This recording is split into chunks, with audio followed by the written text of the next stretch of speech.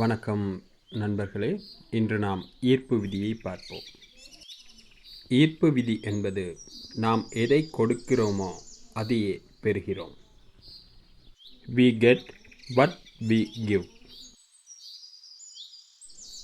குடும்பம் அல்லது நண்பர்களிடமிருந்து ஏற்றுக்கொள்ள மிகவும் கடினமாக முயற்சி செய்தாலும் அன்பையும் பாசத்தையும் மிகவும் இழந்தவர்களாக தோன்றும் சில நபர்களை அல்லது நாமே கூட நாம் சந்திக்கலாம்.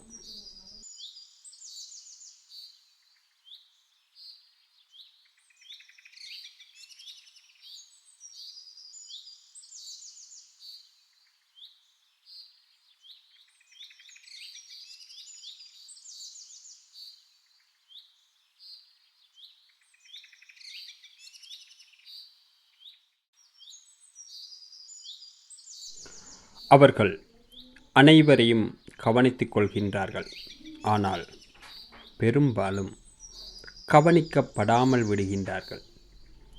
சில நேரங்களில் அது புறக்கணிக்கப்படுவது மட்டுமல்லாது கோபம், வெறுப்பு, நிராகரிப்பு, ஏளனம் அல்லது மறுப்பு போன்ற ஆற்றல்களின் எதிர்தரத்தை ஈர்க்கின்றன.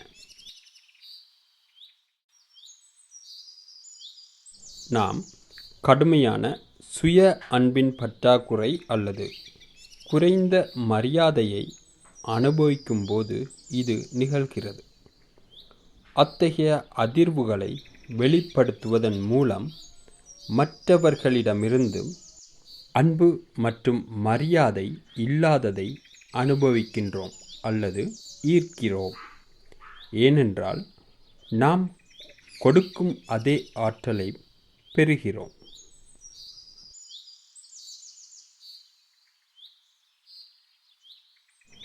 அது அன்பாக இருந்தாலும் சரி, அமைதியாக இருந்தாலும் சரி, மகிழ்ச்சியாக இருந்தாலும் சரி, அதை நம்மால் கொடுக்க முடியாவிட்டால் வேறு யாராலும் நமக்கு கொடுக்க முடியாது.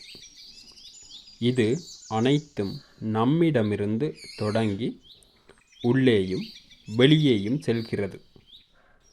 ஒருவர் வெற்றிக்காக மிகவும் கடினமாக உழைத்து தோல்வியை மீண்டும் மீண்டும் ஈர்க்கும்போது இது நடக்கும்.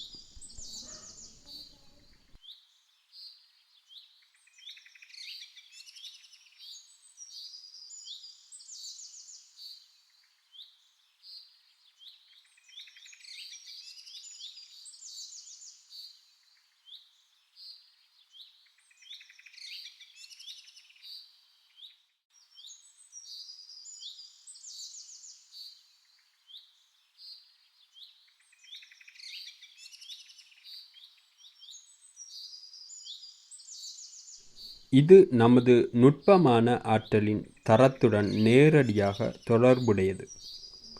ஒரு இலக்கை நிர்ணயித்தவுடன் பயம் அல்லது சந்தேகம் போன்ற எதிர்மறையான சுவடுகளை உருவாக்காமல் அதை நோக்கி பயணிக்க வேண்டும்.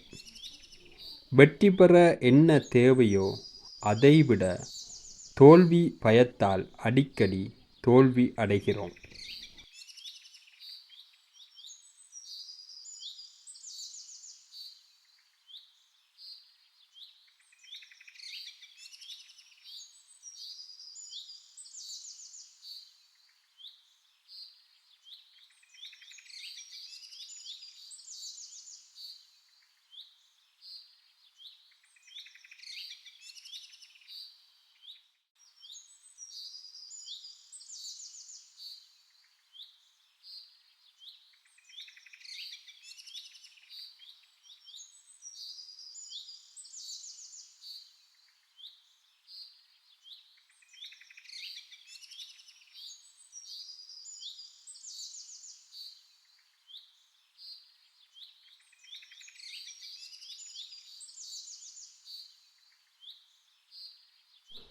ஒரு குறிப்பிட்ட சந்திப்பில் நாம் தோல்வியடைந்தாலும் இலக்கை நோக்கி நேர்மறையாக முன்னேற மனதை பயிற்றுவிக்க வேண்டும். நமது அதிர்வுகள் நேர்மறையாக இருக்கும்போது அதிக வாய்ப்புகள் திறக்கப்படுகின்றன. நம் ஒவ்வொருவருக்கும் 8 ஆன்மீக சக்திகள் உள்ளன.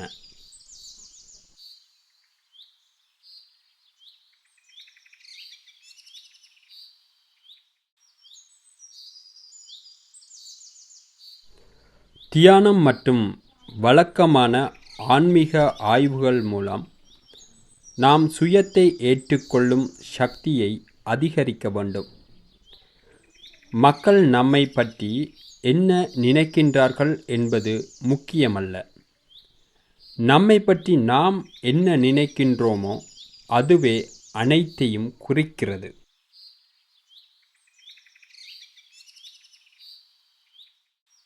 சாதனைகள் அல்லது மக்கள் ஏற்றுக்கொள்ளும் அடிப்படையில் அல்லாமல் நமது முக்கிய மதிப்புகளின் அடிப்படையில் நமது சுய மரியாதையை உருவாக்குவோம்.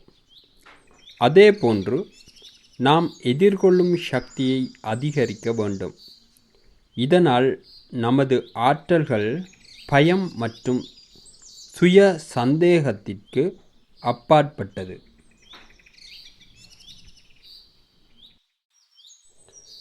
இந்த சக்தி மனதை தைரியத்தை நோக்கி மீண்டும் நிலைநிறுத்துகிறது. எனவே வாழ்க்கையில் எந்த அம்சத்திலும் நாம் வெற்றி பெறுகிறோம். அத்தகைய காட்சிகளில் ஈர்ப்பு விதி செயல்படுகிறது. சட்டம் என்பது நாம் விரும்புவதை பெறுகிறோம் என்று அர்த்தமல்ல. உண்மையில் எமக்குள் எதை ஈர்க்கிறோமோ அதையே பெறுகிறோம்.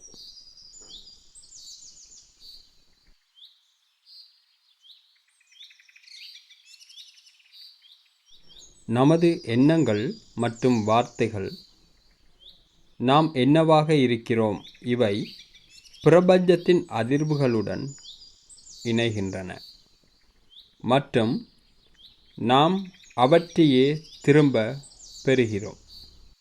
நாம் என்னவாக இருக்கிறோம் என்பதில் நமது சமஸ்காரங்கள், அதாவது பழக்க வழக்கங்கள் மற்றும் கர்ம கணக்குகளும் அடங்கும். எனவே நாம் எவற்றையெல்லாம் பெறுகிறோமோ அவை எமது செயற்பாட்டின் நினைவுகளின் அடிப்படையின் தன்மைக்கேற்பவே அமையும். எனவே ஈர்ப்பு விதியானது எமது சிந்தனைகள், செயற்பாடுகள் மற்றும் எமது வாழ்வியல் நிலைமையின் அடிப்படையிலேயே எமக்கு மீண்டும் கிடைக்கப்பெறுகின்றது. நன்றி.